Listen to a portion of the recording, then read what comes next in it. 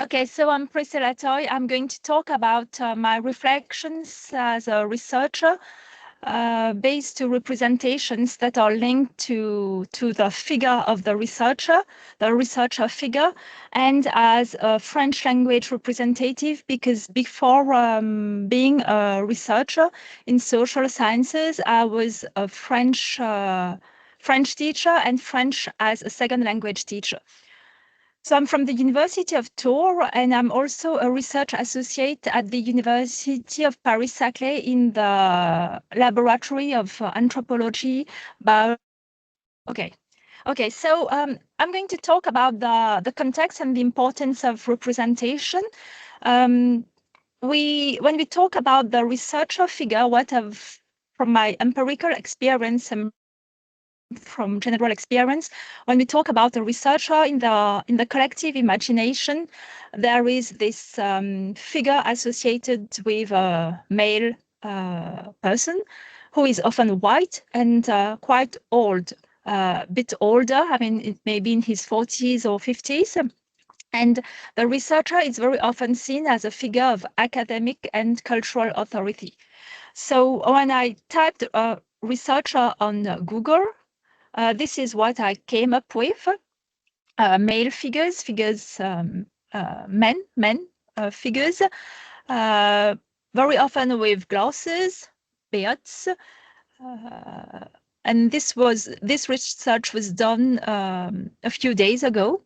The cartoon scientist is almost represented with a blouse, white blouse. When we talk about scientists, we think about hard sciences, les sciences dures, male figures, and I had to scroll down much further to come across this woman figure who is black. And when you do type in male researcher on chat or do come up now, but what appears at first will be a male figure. So these stereotypes are very common in academia and in the general public. There are biases related to gender, to race, and to the age, which may influence the perceptions of authority. This is the figure here that you can see of a scientist. I would guess based on the figure of Einstein that you can recognize here as a cartoon character, wearing glasses and having wild hair. And I found that this figure really really remains in the imagination of people as being a white male scientist of a certain age. And I also did this experimentation in my courses when I was teaching. I had a course entitled La figure du chercheur. And it had to do with research work and preparing master's students to get to know about what is a PhD thesis. And I did ask them, what are your representations of a researcher? And most of them came up with this representation of a person with a blouse, white blouse, mostly men, even if this perception is changing. I'm stressing on the fact that this is changing. But at the very beginning, when I did ask that a few years ago, students would say it's mostly male with this white blouse. So there is this quite fixed perception of male figure as pertains to authority.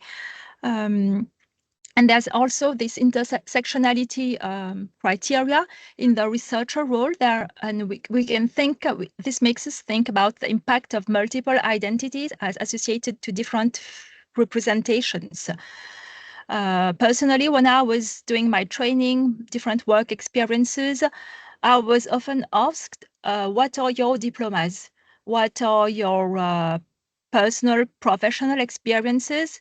As based upon my physical appearance, I would say, because people just wouldn't expect to see me as a researcher figure or as a figure of authority or as somebody representing l'Institut Français de Maurice, which I would come later on because I was also working for the Institut Français de Maurice.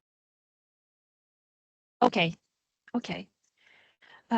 I was saying that people do associate the representative of the French language as being white skin, European type, blonde with blue eyes, which is not my case. And this did summon some questions about what are the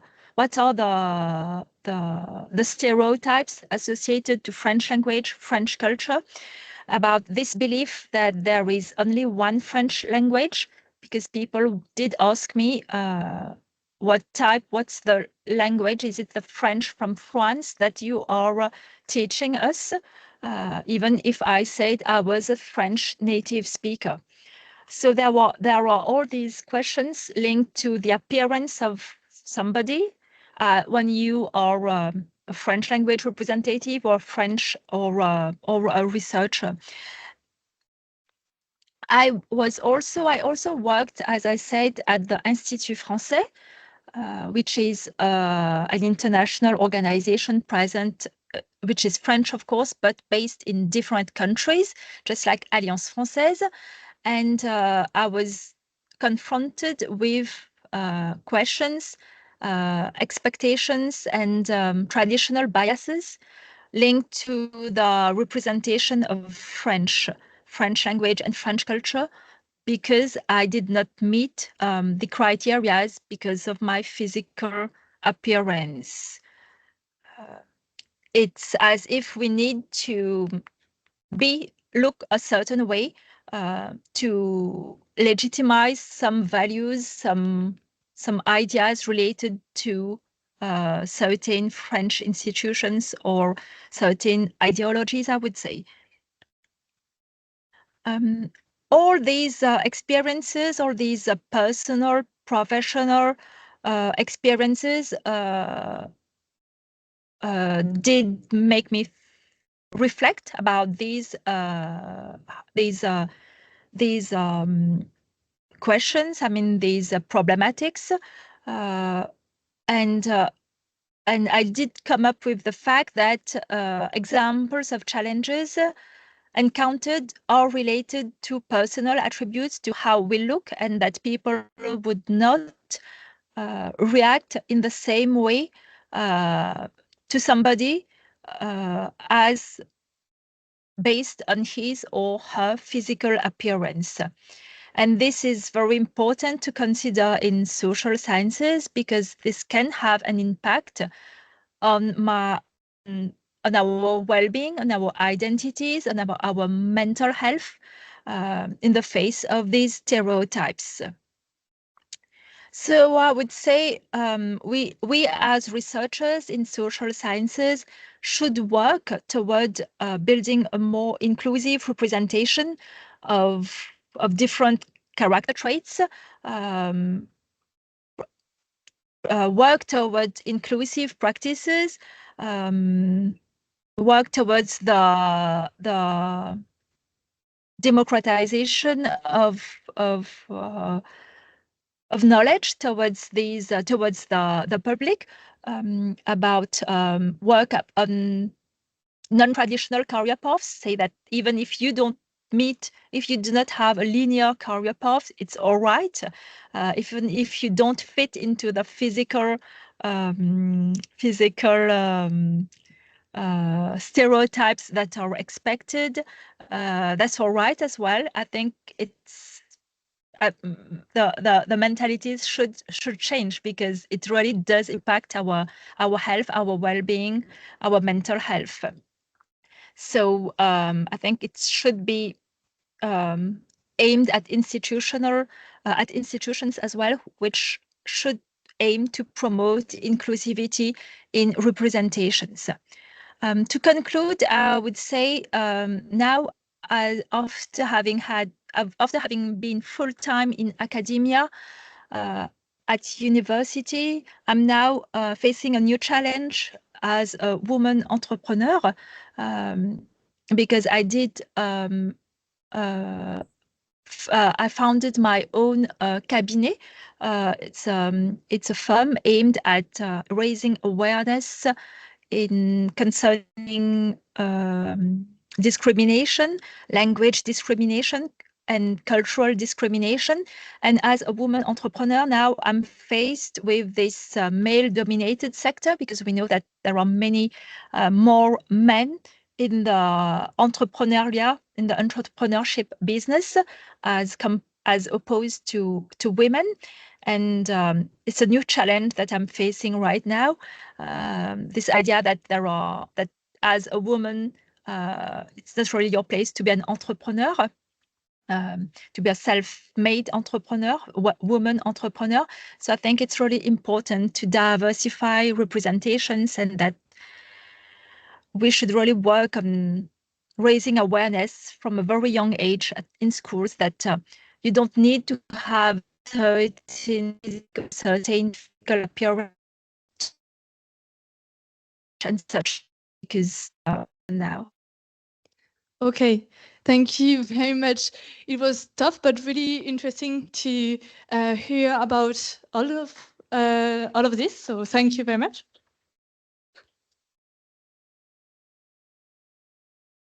So is there some question in the room or online once again? Alors, j'ai pu comprendre qu'elle parlait français, donc je vais parler en français. Je me suis sentie identifiée dans ce qu'elle a dit, parce que l'une des choses que nous détestons le plus, nous qui sommes considérés comme la périphérie, c'est notre accent en fait. Pas parce qu'on ne l'aime pas, mais parce qu'on nous fait comprendre très vite. On dit que vous avez un accent très lourd, vous avez une façon d'articuler, et donc, du coup, tu te rends compte que la norme, ce n'est peut-être pas cet accent-là, mais en fait, c'est une construction dont la glottophobie, c'est se moquer des gens, considérer qu'ils ont un accent bizarre, c'est faire des remarques sur leur accent, en fait, mais ça touche à qui nous sommes. Donc, du coup, je comprends tout à fait ce qu'elle a dit. Mais en même temps, c'était un petit commentaire, ce n'est pas une question en tant que telle. Il y a 2 ans, je voulais passer un examen de langue. Vous voyez, il y a un examen de langue, j'oublie le centre qui l'organise, l'examen de langue française. Quand vous voulez immigrer au Canada, peu importe votre niveau de langue, que ce soit votre langue maternelle ou pas, le Canada vous demande de passer un niveau de langue, donc un test de langue française. Et j'ai passé ce test-là et j'ai vu qu'il y avait des billets incroyables.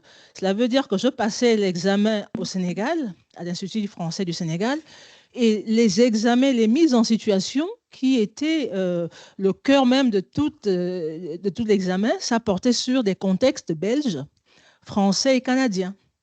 Et donc, cet étudiant sénégalais qui va rater l'examen, c'est pas parce que c'est un taré en fait, c'est juste parce qu'il ne comprend pas l'accent canadien, il ne comprend pas les contextes belges auxquels on fait allusion, et puis peut-être qu'il n'a jamais été en France, et pourtant il parle français. Donc c'était pour dire que vraiment la question des stéréotypes et tout ce qui va avec l'accent, c'est très prégnant et ça a un impact durable à tous les niveaux. Donc je suis très ravie de sa communication. Ce n'était pas une question, mais c'est une contribution tout simplement. Voilà, merci.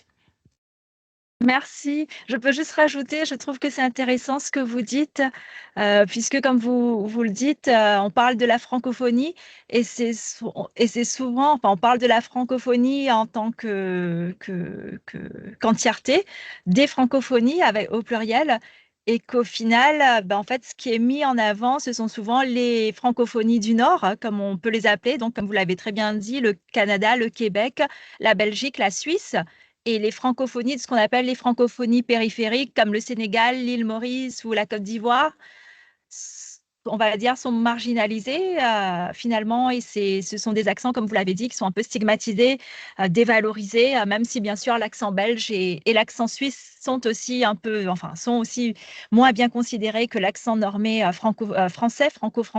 Et lorsqu'on dit l'accent normé franco-français, il s'agit bien sûr de l'accent parisien, de l'élite parisienne, et pas de l'accent marseillais, par exemple, ou de l'accent du Sud ou de l'accent du Nord, puisqu'on se rend compte qu'en effet, même en France, il y a des discriminations linguistiques. Tout en étant français, on peut en effet être discriminé par son accent en ayant le français comme langue maternelle, sans être sénégalais ou mauricien ou malgache, etc. Oui, je trouve que c'est très intéressant ce que vous dites. Merci.